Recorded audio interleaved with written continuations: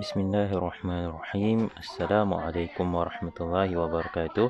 Baik, insyaAllah hari ini kita akan sambung semula sesi PDPR kita bagi subjek ibadah.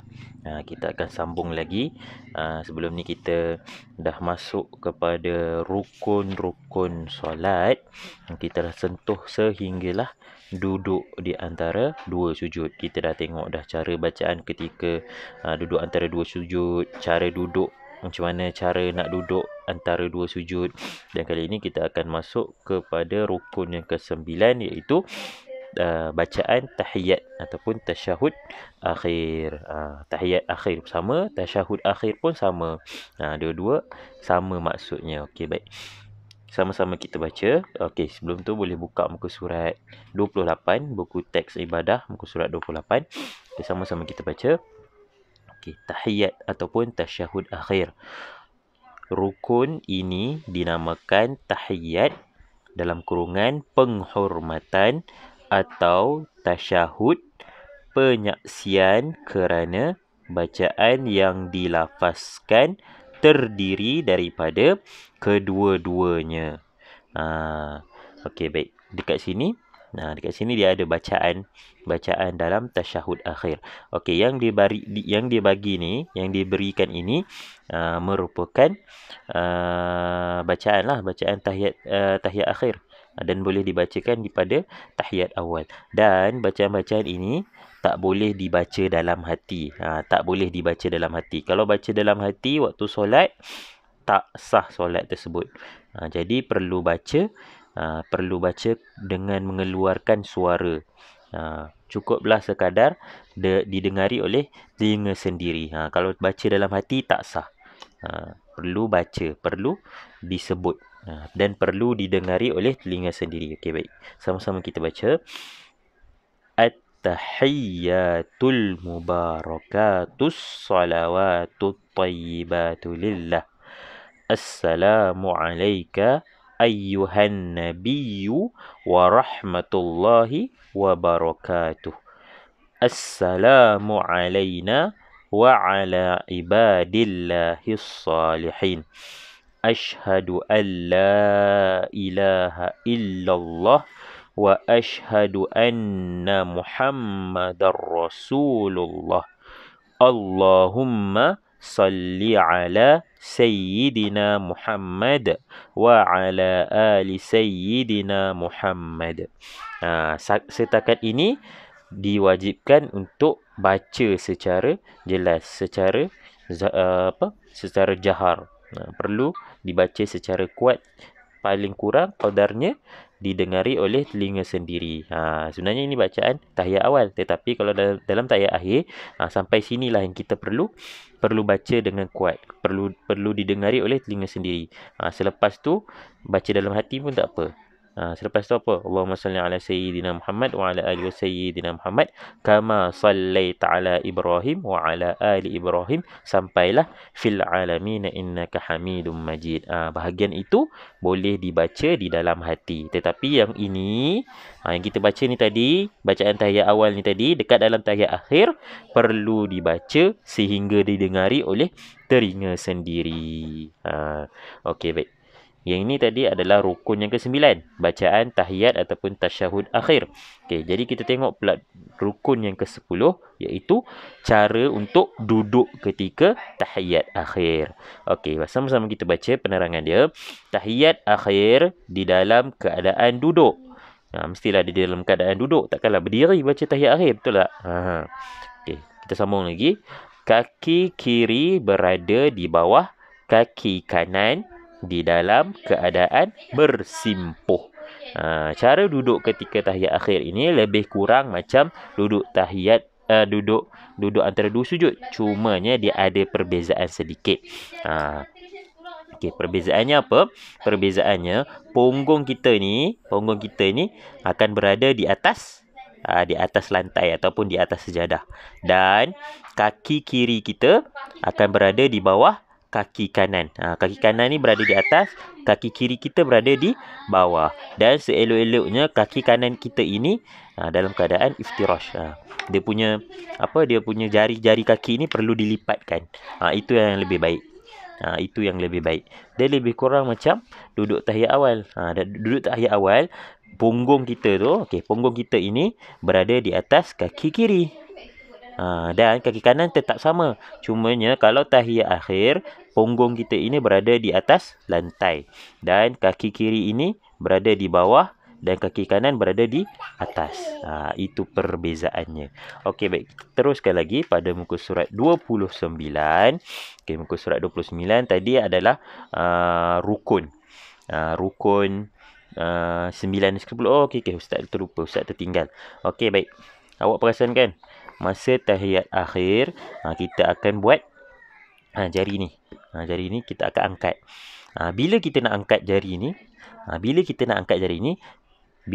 semasa kita baca ni kan, at-tahiyatul mubarakatus salawatul thayyibatulillah. Okey, waktu ni tak angkat lagi. Waktu ni biar je macam ni. Okey. Kita dah baca sampailah asyhadu alla ilaha illallah. Bermula daripada la. Asyhadu asyhadu, belum lagi asyhadu alla ilaha illallah. La ni barulah kita angkat. Tak perlu goyang-goyang, tak perlu nak menaik tak perlu, angkat saja. Asyhadu alla ilaha illallah. Ketika la ini barulah kita angkatkan jari kita. Okey, baik. Kita teruskan lagi. Tadi kita dah sentuh rukun 9 dan 10. Okey, kita teruskan kepada rukun yang ke-11. Okey, rukun yang ke-11, selawat kepada Nabi Muhammad ketika bacaan tahiyat akhir. Macam mana selawat kepada Nabi Muhammad sallallahu alaihi wasallam? Allahumma salli ala sayyidina Muhammad wa ala ali sayyidina Muhammad. Jadi selawat ini kita perlu baca. Baca dengan jelas, bukan baca di dalam hati, baca dengan mulut sehingga didengari oleh telinga sendiri. Kita dah golongkan dia dalam bacaan tahiyat akhir. Daripada at-tahiyah sampai sini. Kita dah tergolongkan ini. Yang ini. Dari sini mula selawat Nabi Muhammad. Mula selawat ke atas Nabi Muhammad. Sampai ini. Daripada at-tahiyyatul mubarakatus salawatul thayyibatulillah sampailah Allahumma salli ala sayyidina Muhammad wa ala ali sayyidina Muhammad, perlu dibaca dengan jelas sehingga didengari oleh telinga sendiri. Dan selepas sahaja selawat ke atas Nabi ni, kita boleh baca dalam hati. Allahumma salli ala sayyidina Muhammad wa ala ali sayyidina Muhammad. Kemudian dalam hati kama sallaita ala Ibrahim wa ala ali sayyidina Ibrahim wa barik ala sayyidina Muhammad wa ala ali sayyidina Muhammad kama barakta ala sayyidina Ibrahim wa ala ali sayyidina Ibrahim fil alamin innaka Hamidum Majid. Yang itu boleh baca di dalam hati, tetapi yang ini wajib dibaca secara jelas. Kalau tak baca secara jelas, maka terbatallah solat kita. Okey, baik. Kita teruskan lagi kepada rukun yang ke-12. Okey, rukun yang ke-12, memberi salam. Okey, setelah melafazkan salam, disunatkan untuk menoleh ke kanan untuk salam yang pertama dan ke kiri untuk salam yang kedua. Okey, lafaz salam macam mana? Lafaz salam ialah Assalamualaikum warahmatullahi. Okey. Boleh maknanya memberi salam ni, ucapan Assalamualaikum warahmatullahi wajib, tetapi sunatnya adalah kita menolehkan ke kanan. Setelah kita dah bagi salam tu, Assalamualaikum warahmatullahi, toleh ke kanan. Assalamualaikum warahmatullahi, toleh ke kiri. Itu adalah sunat. Kemudian sapu muka itu adalah sunnah Nabi Muhammad sallallahu alaihi wasallam. Contohnya ni, pada gambar rajah ke-12 ni. Bagi salam dulu, barulah kita toleh ke kanan. Itu sunat. Kalau tak buat toleh ni pun tak apa. Asalkan kita beri salam. Salam ni pula tak boleh dalam hati. Sama macam tadi. Sama macam bacaan tahiyat akhir. Kalau kita bagi salam dalam hati, terbatallah solat kita, tak sahlah solat kita. Perlu dibaca, dilafazkan dengan mulut sehingga didengari oleh telinga kita sendiri. Kalau tak dengar, kalau dilafazkan dalam hati, solat itu tidak sah. Okey, baik. Dan yang terakhir, rukun solat yang terakhir adalah tertib. Okey, tertibnya apa? Sama-sama kita baca. Tertib adalah melakukan segala perbuatan di dalam solat mengikut turutan yang betul dari mula sehingga selesai solat.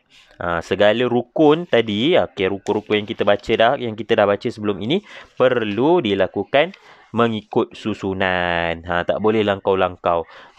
Mula-mula dah berdiri tegak, tiba-tiba terus langkau kepada membaca surah Al-Fatihah. Tak boleh. Kena ikut satu-satu. Mula berdiri tegak, lepas tu niat, lepas tu angkat takbir, takbiratul ihram, lepas angkat takbiratul ihram, membaca Al-Fatihah. Kena ikut susunan. Tak boleh langkau-langkau. Dah berdiri tegak ni, dah berdiri kiam ni, tiba-tiba terus langkau kepada bagi salam. Tak boleh lah, tak sah lah. Kita perlu mengikut susunan rukun solat. Barulah solat itu akan sah. Okey, sampai itu saja. Jadi latihannya, okey, latihan kamu untuk hari ini boleh buka buku latihan ibadah. Okey, buku latihan ibadah tahun 4. Okey, boleh buka muka surat 27. Boleh buka muka surat 27. Okey, dia suruh apa? Tuliskan sama ada rukun fi'li, qauli atau qalbi. Kena tentukan nombor 1 apa, nombor 2 apa, nombor 3 apa. Jenis rukun dia apa? Jenis rukun fi'li ke, jenis rukun qauli ke, jenis rukun qalbi. Okey, cuba kita tengok Ustaz bagi contoh ya. Nombor 1, berdiri tegak ataupun qiyam. Berdiri tegak ni dikategorikan sebagai jenis fi'li ke, jenis qauli ke, jenis qalbi. Mana kamu nak tengok? Boleh rujuk pada buku teks muka surat. Muka surat 23. Ada jadual dekat bawah ni. Boleh tengok, boleh padankan. Tulis ya, fi'li, qauli, qalbi. Ustaz tak nak ada raid ke pangkah ke, tak mau. Perlu tulis ini saja, 3. Antara 3 ini sahaja. Okey, untuk itu saja untuk latihan kamu hari ini. Wassalamualaikum warahmatullahi wabarakatuh.